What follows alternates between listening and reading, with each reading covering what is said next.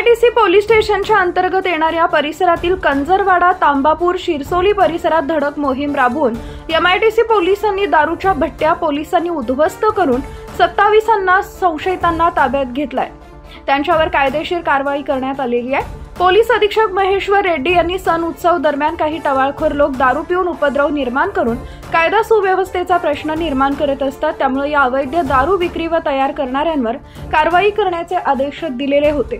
त्या अनुषंगाने अपर पोलीस अधीक्षक अशोक नकाते यांच्या मार्गदर्शनाखाली उपविभागीय पोलीस अधिकारी संदीप गावित, पोलीस निरीक्षक संदीप पाटील तसेच MIDC police station, Ramanand Jilhapeth, Shanipeth, Jalgaon शहर पोलीस स्टेशन, RCP QRT पथकाने जळगाव शहरातील कंजरवाडा तसेच ग्रामीण भागातील शिरसोली, पब्रो, प्रन या भागात धडक मोहीम आखत कोम्बिंग ऑपरेशन द्वारा अवैधरित्या दारू विक्री करणाऱ्या तसेच गावठी हातभट्टी दारू तयार करणाऱ्या ठिकाणांवर छापे मारले। विविध ठिकाणी केलेल्या छापेमारीत 27 संशयितांकडून 10,015 लिटर दारू बनवण्याकरता लागणारे रसायन व मुद्देमालासह 7,01,620 रुपये किमतीची गावठी हातभट्टी दारू जप्त करून नष्ट करण्यात आलेली आहे। सदर 27 संशयित आरोपितांना ताब्यात घेऊन त्यांच्यावर गुन्हा दाखल करण्यात आलाय। चॅनल सबस्क्राइब करा, बेल आयकॉनचे बटन दाबा, सोबत शेअर करायला विसरू नका।